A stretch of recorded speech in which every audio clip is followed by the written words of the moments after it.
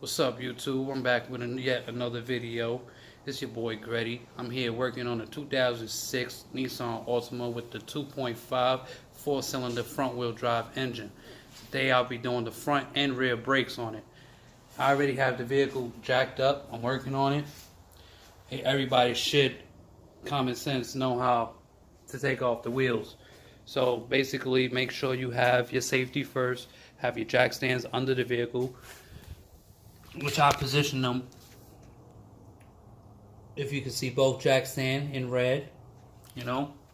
Next step is to go behind the caliper. You will be met by two 14mm bolts, which are this one and this one. My boy Papa Pico didn't want to be in my video, but it's his car I'm working on. Hey, it's your car I'm working on. You know what I'm saying? Like, hey, it's your car that I'm working on. You know what I'm saying? What's going on, y'all? Everybody know my boy Papa Pico. If you didn't know, now you know. Yeah, This is what we do. You know what I'm saying? So I'm going to get back to you once I take off them two 14mm bolts with this tool right here. I'll be leaving in the description everything I've used on this car. So I'm going to leave it on the description and stuff like that. Here, doing the two 14mm bolts, as I explained earlier, I already had cracked them open. So what I like to do is I like to take the top one fully off and loosen the bottom one to where I can just slide the caliper off without it dropping down. In certain cases that's possible depending on how close the rotor is close, as you can see what I'm talking about.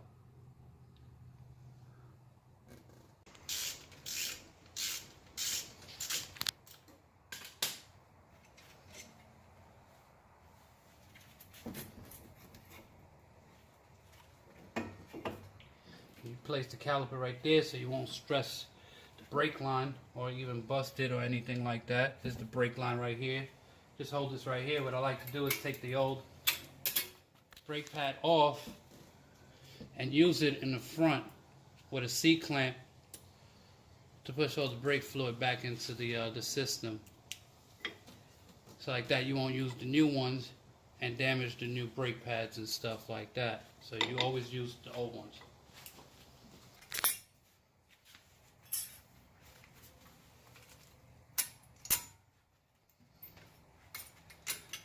Supposed to be using a flathead, but I don't know. My boy calls me an animal with the Kung Fu grip, so I guess I don't need a flathead. Extra Kung Fu grip. So I guess I don't need a flathead, but recommend it to your normal guys or your day-to-day basis that's just trying to do this for the first time. Do recommend you use a flathead screwdriver. Don't be like me. I'm kind of like on the edgy side, rough side. So I get the job done my way. Every time. So here I got your common C-clamp that I'll be using for the job that I'm working on right now to squeeze the fluid back into the system. Now, as I explained earlier, I will be taking this and using that as a base to where I can squeeze the caliper back in, as you can see. You know,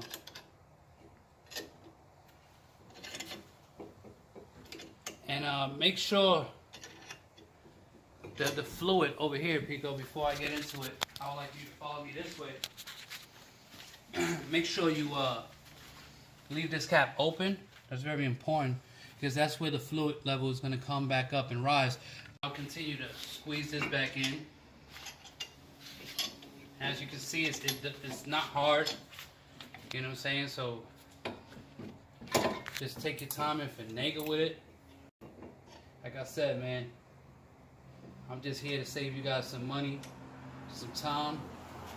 You know, don't get intimidated by other mechanics telling you you can't do this job or it's impossible. Only a mechanic can do this, man. Any ordinary day guy or woman can do this job, man. Like anyone can do this. So when the mechanic tells you you can't, do your research, come on my page, and I'll show you how it's done. So guys, here I wanted to show you, if you could zoom in for me, Pico, on the old and the new. If you guys can't tell, the old is on this side, which are those right there. Those are the old ones. Has some cracks and stuff like that. inside the brake pads. That caused a lot of squeaking and stuff like that. So here we got the new brake pads. Alright, so here we go with the new pins that I'm about to put on and stuff like that. They just got a pattern.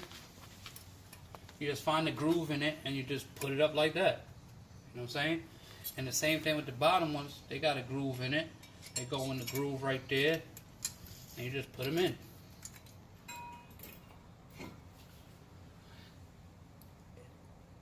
So the brake pad is in. The pin goes down. I'm gonna do back one same way.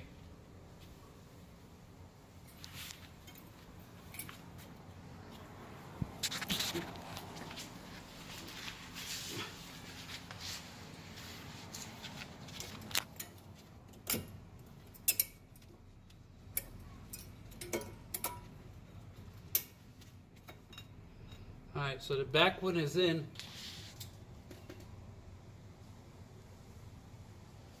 And basically what you do is you take the caliper and you flip it back over and you put it in like that, and you take your screw and you just put it in. Same simple procedure as taking it off with the 14mm bolts. You just screw them back in and everything will be back to normal with no squeak. You just put it back the same way. You know, torque a little bit on top, torque a little bit on the bottom, and until it's nice and snug.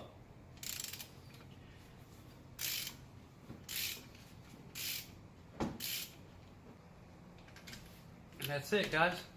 That's your front brakes on a 2006 Nissan Altima 2.5 front wheel drive 4-cylinder. Thank you for watching the video. So here we are, still working on my brother Papa Pico's 2006 Nissan Altima 4-cylinder 2.5 front wheel drive, doing the rear brakes. I wanted to show you some of the tools that I was using. In the front, this is all you need, is a 14mm socket. In the rear, this is all you need, 14mm open hand. So the two bolts that you are focused on are similar to the two bolts you're focused on in the front, which would be these right here, be the top one, which I already cracked it open, you know, and then a bottom one, which is back here where my finger's at, which is this one. And that's all you need to take off the caliper in order to access the brakes.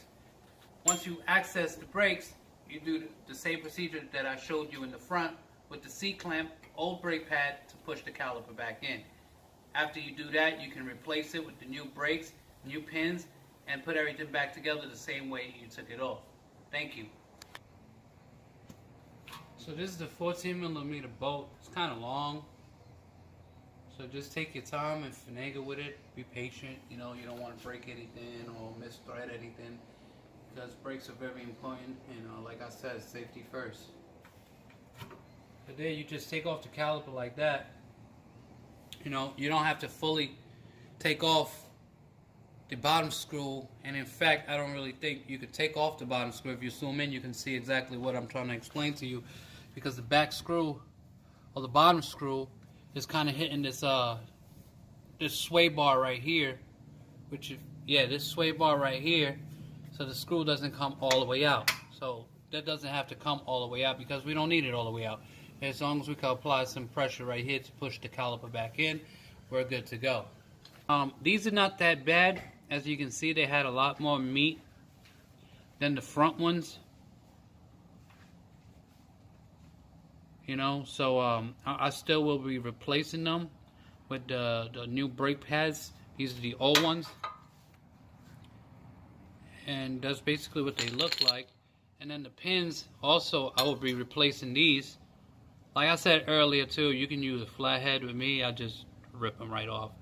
And these are the pins and stuff like that. So there we got the pins correct in the proper order that they go. And here we have the back brake pads. And they only fit one way, so you can't put them in the wrong way. So you see how it won't even go in. So like when you flip it over,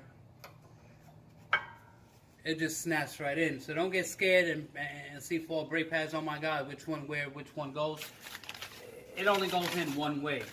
So it's not like you can mess up and see which way it goes or not, or fit in. You can always just flip the pad, put it in the groove, and if it goes in, that's where it fits, man. You know? And that's where it goes. As simple as that. Thank you for watching. Gretty.